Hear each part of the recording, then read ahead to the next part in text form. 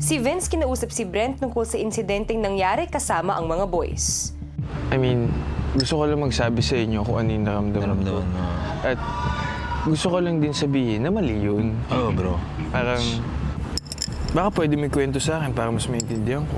Kasi kagabi, nagtatanungan kami, anong magandang pangalan? Kaya gano'n. Sabi ko, sa amin ni Vince kaya, Brins, basta yung mga ganun. Tapos sabi, hindi ko alam kung si Josh or hindi ko alam talaga kung sino sa kanila. Parang, Brent, ganun. Vince? Ha? Brent. Brent. Tapos yun na.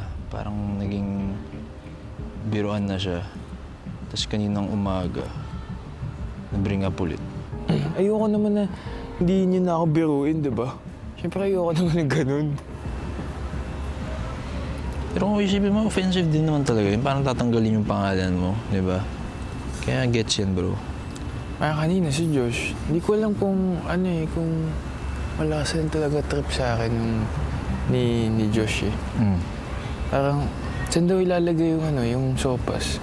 Babanat. Sa jug daw ni Vince. Dito sa ano ko. Feeling ko no choice din sa baso. Sa baso na lang siguro.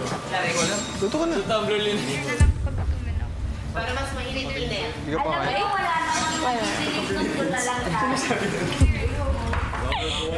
Si Josh po yung last na nagbiro sa akin ng masama din ng pagkakatanggap ko. Hindi ko lang din talaga na-appreciate yun kasi medyo mabigat na nga yung pakiramdam ko. Tapos dumagdag pa yun. Parang, ano to? Nang bibigon na. Nanggagang up na ba tong mga to?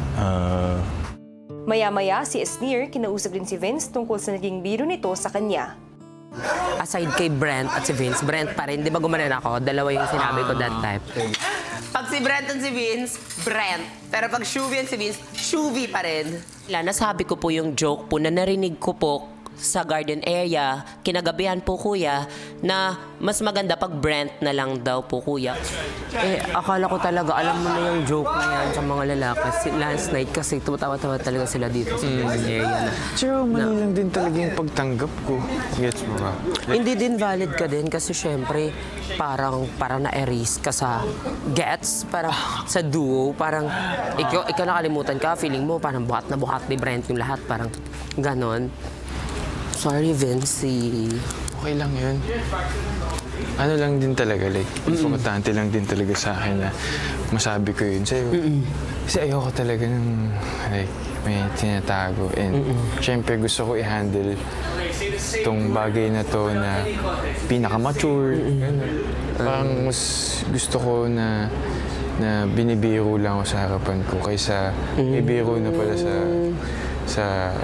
kasi yung biro kasi na ganun, pag yung hindi alam na ng tao, parang feeling ko parang baka bullying na yun eh. Which is parang mali na yun.